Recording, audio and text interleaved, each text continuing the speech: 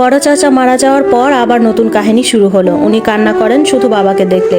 আমার বাবা যখন স্কুলে যায় কিংবা বাজারে যায় তখন ওনার কোনো কান্না থাকে না। বাবা ঘরে আসলে ওনার কান্না শুরু হয়। কি এক আজব অবস্থা! চাচা মারা যাওয়ার 10 দিনও পার হয়নি, আমার নানুদের নিয়ে আসে আমার বাবা। আমার নাকি বিয়ে দিবে। আমি বলেছি, বাবা, মা না এনে দিলে আমি বিয়ে করব না। তখন বড় চাচি আমাকে বলে, আমাকে মা ডাকো, আমি তো তোর মা। বাবার বউকে মা ডাকবো, আপনি চাচি, বাবার বউ তো না। তখন বড় চাচির এক আত্মীয় বলে, তোর বড় চাচি তো কেউ নেই, তোর বাবার সাথে বিয়ে দিয়ে দে, ঘরের মানুষ ঘরে থাকবে, বাইরে থেকে কেন মানুষ আনবি? আমি হতবাক হয়ে যাই আর বলি, এখনো তো 10টা দিন পারও হলো না, চাচা মারা গেছে, এর মধ্যে ঘরে বিয়ে বিয়ে শুরু হয়ে গেছে। আমার বাবা বলে, সব বাদ দাও, তোমার বিয়ে দেওয়া ফরজ কাজ। আমি বললাম, আপনি বিয়ে করে আমাকে মা এনে না দিলে আমি বিয়ে করব না। বাবা বলল, তোকে কথা দিলাম, তোর বিয়ে দিয়ে তারপর আমি তোর জন্য মা আনবো, তোর পছন্দে। আমি রাজি হলাম এবং এর কয়েকদিন পর আমার বিয়ে হয়ে যায়। আমি আমার চাকুরিটা ছেড়ে দিই, বিয়ের পর শ্বশুর বাড়িতে যাই।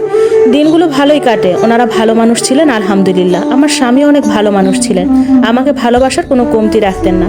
আমার বিয়ের 1.5 মাস পর শুনি আমার বাবা বড় চাচিকে বিয়ে করছেন। শোনার পরপরই আমি সেখানে যাই আমার শাশুড়ি সহ।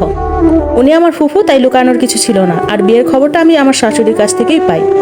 গিয়ে দেখি আমার বড় চাচি রান্না করছেন। দেখে মনে হয় না উনি 1.5 মাস আগে বিধবা হয়েছেন। সবুজ রঙের শাড়ি, হাতে গলায় আমার মায়ের সামান্য কিছু গহনা।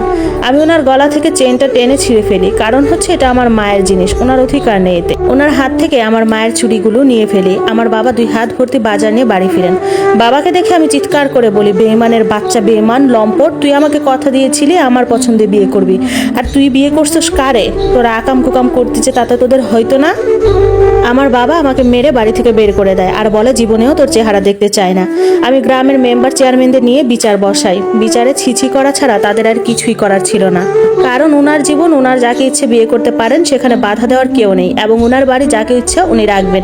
এখানে আমার করার কিছুই ছিল না। বিচারের সবাই আমাকে মায়া দেখালো, কিন্তু সত্যিই তাদের করার কিছুই ছিল না, কারণ বাবা অনৈতিক কিছু করেনি তাদের চোখে। বিচার বসানোর পর চিরতরে আমার বাবার বাড়ি যাওয়া বন্ধ হয়ে গেল। এরপর বাবা আর আমার কোনো খোঁজ খবর নিতেন না। আমার শাশুড়ি এবং আমার স্বামী বললেন এসব বিষয় আর না জড়াতে। এর মধ্যে আমি গর্ভবতী হলাম। আমি একটি ছেলে সন্তানের জন্ম দিই। আমার নানার বাড়ির সবাই দেখতে আসে। আমার বাবাকে খবর দেওয়া হয় নাতি হয়েছে, কিন্তু উনি দেখতে আসেননি। আমি অনেক আশায় ছিলাম হয়তো বাবা আসবেন, কিন্তু আমার বাবা আসেননি। আমার ছেলের বয়স যখন 3 মাস, তখন জানতে পারলাম আমার স্বামী একটি বিবাহ করেছেন শহরে। আমার ছেলে হওয়ার পর থেকে আমার স্বামী আর শহরে যেতেন না। একদিন দুপুরবেলা ওনার বিবাহ করা মেয়েটা এবং কয়েকজন মুরব্বী সহ বিয়ের কাবিন সহ ওনারা আসেন এবং বিষয়টা আমার স্বামী স্বীকার করেন। মেয়েটা 3 মাসের গর্ভবতী। তিনি শহরে দোকান করতেন এবং উনি যেখানে বাসা ভাড়া থাকতেন, মেয়েটাও নাকি সেখানে বাসা ভাড়া থাকতেন। একদিন অনৈতিক কাজ করার সময় ওই বাসার মানুষজনের কাছে তারা ধরা খায় এবং আমার স্বামীকে আর ওই মেয়েটিকে ওরা অনেক মারে। পরে বিয়ে করিয়ে দেয় আর তারা ওখানেই সংসার করত। আমার স্বামীর সাথে তার সুখের সংসারই ছিল। তবে মেয়েটি আগে থেকে জানতো আমার স্বামী বিবাহিত ছিলেন। আমার সেদিনও কান্না ছাড়া কিছু করার ছিল না। আমার স্বামী পায়ে ধরে মাফ চেয়েছিল। আমার মাফ চেয়ে হবেটা কি আর, কারণ যা হওয়ার হয়ে গেছে। আর মেয়েটাকে ডিভোর্স দেওয়া পসিবল না, কারণ মেয়েটা এখন গর্ভবতী। পুরুষ জাতিটার উপরেই আমার ঘৃণা ধরে গেছে।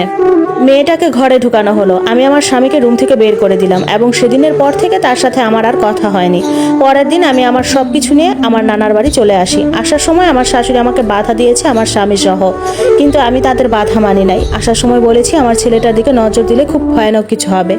নানার বাড়িতে খবরটা আগেই চলে যায়। আমার নানু আমাকে জড়িয়ে ধরে বলে, আমি আছি নাতিন। আমার নানু আমাকে পুঁটি মাছ দিয়ে ভাত দিল। ভাত খেতে খেতে দেখলাম আমার নানু আমার ছেলেটার সাথে কথা বলতেছে আর আমার ছেলেটা ফ্যাল করে হাসতেছে। তখন মনে মনে বলি, আমার ছেলেটার জন্য আমি বাঁচবো।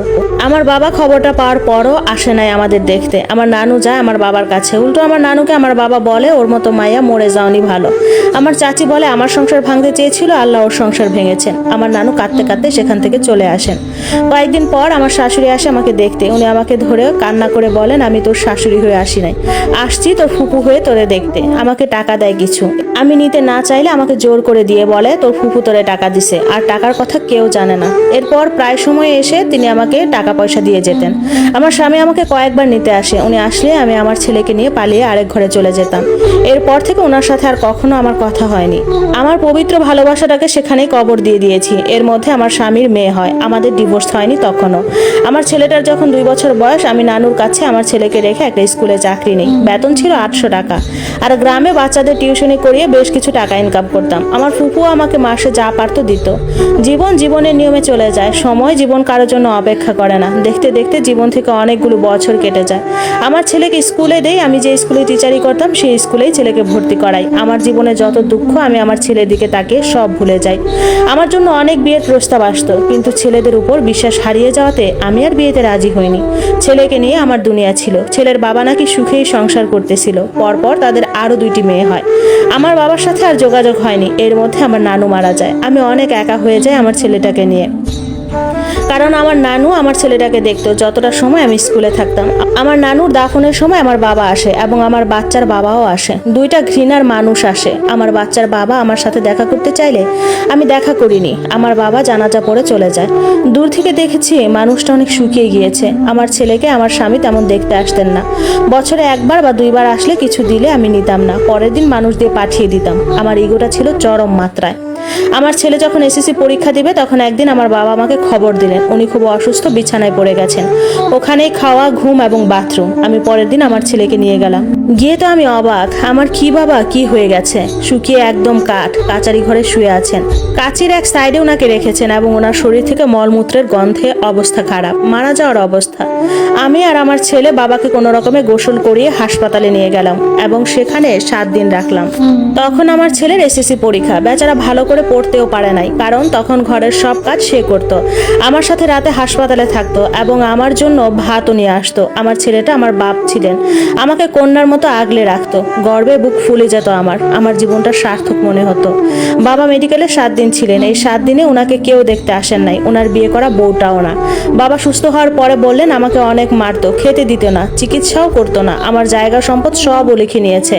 আমি মা শূন্য হাতে তোর কাছে আসছি, আমাকে মাফ করে দিস। আমি বাবাকে আমার বাড়িতে নিয়ে আসলাম। আমি নানির ঘরেই থাকতাম। নানির ঘরটাই আমার বাড়ি। আমার ফুফু চিকিৎসার অর্ধেক টাকা দিয়েছে।